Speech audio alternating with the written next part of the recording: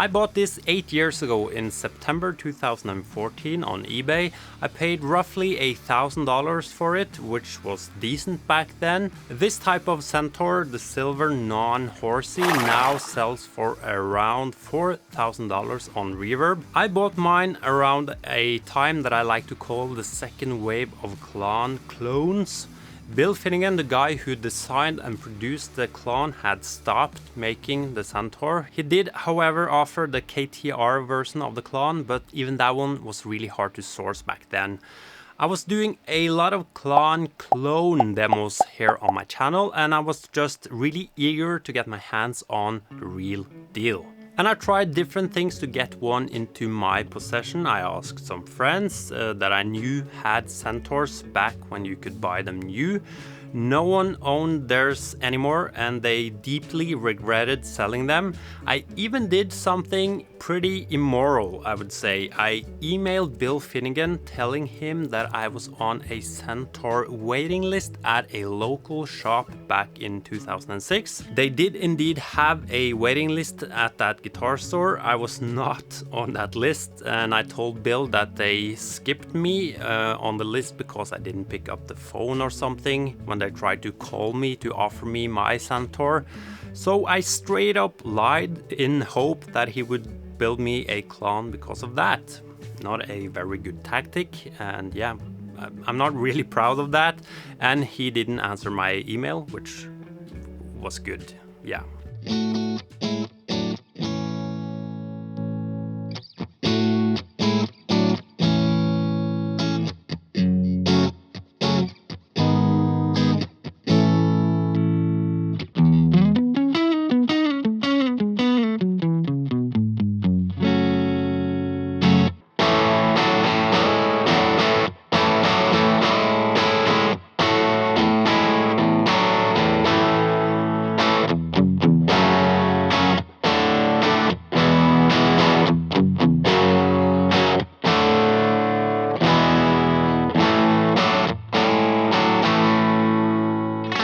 So I ended up buying one instead, and from what I remember, they already sold for a lot more than $1,000 back in 2014.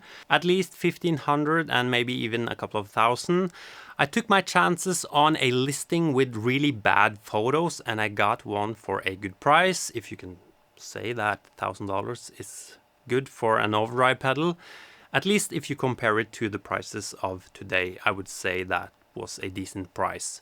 And why did I get one? It was mostly because I couldn't shake the notion of the real Klon Centaur sounding just a tiny bit better than all the clones that I owned.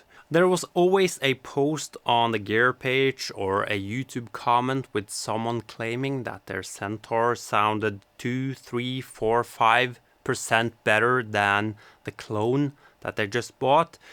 There was a lot of talk about the secret diode in the pedal, so I ended up paying $1,000 to scratch that itch. Was it worth it? Yes.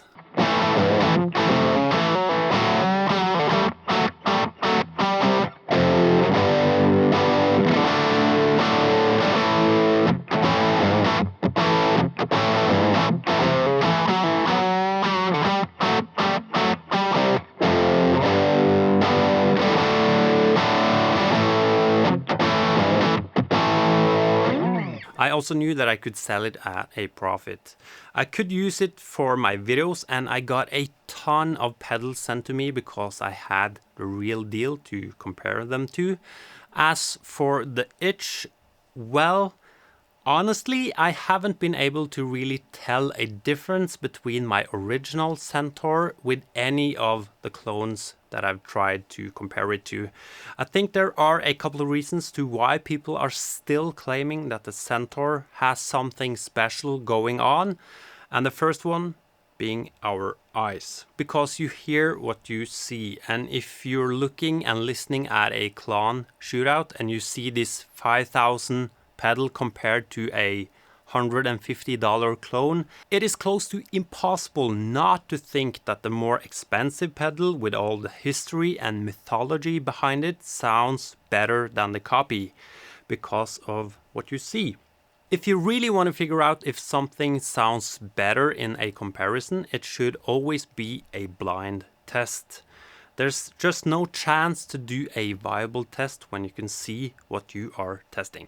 Yep. And the second reason that makes a comparison difficult is the fact that two different pedals, even though they have the same circuit and the same parts, will not sound the same with the same positions on the knobs, or most likely at least. Even if you got two original Klon Centaurs with close serial numbers, you would have to set the knobs most likely a tiny bit different to get the same sound.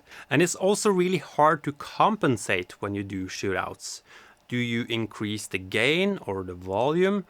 Does it sound darker because it's lower in volume, or do you need to adjust the treble on the pedal? It's actually really hard to get right when you do an A/B between two pedals that are supposed to be the same. But sound-wise, there's nothing special with the Centaur that you can't get in a good clone.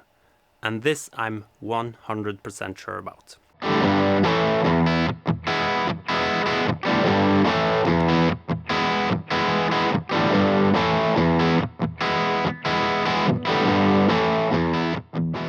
So you might think to yourself that the Centaur sounded a bit more beefy, more transparent maybe, just overall better.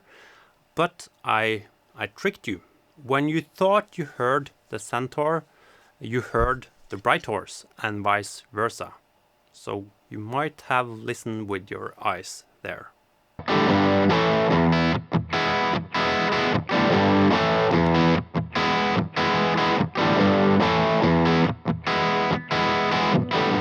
When it comes to morals and clones, I think it's a bit difficult. Legally, it's close to impossible to protect a circuit.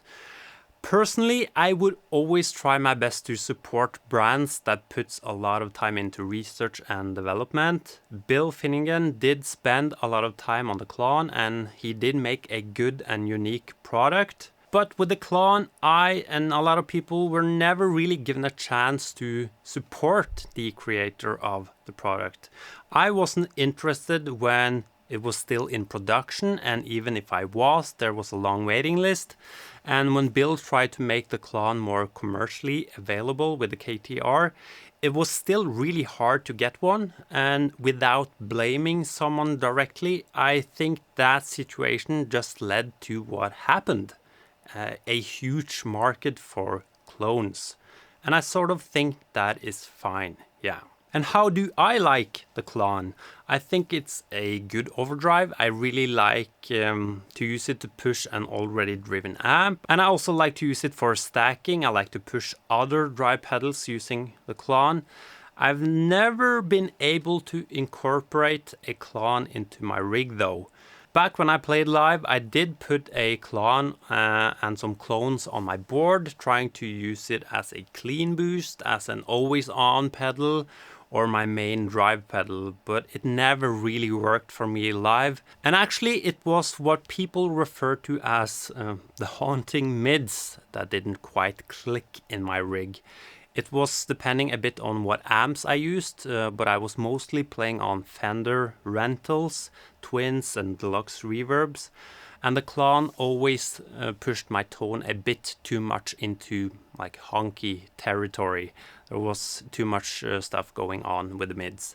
And I found other overdrives that didn't, so I sort of left it at that. I do still bring out my Centaur from time to time with the recordings, and sometimes it's perfect for what I do. It's cool to own one, and even though I've been tempted to sell it at times when I need money, I think I will keep mine as long as I live, yeah.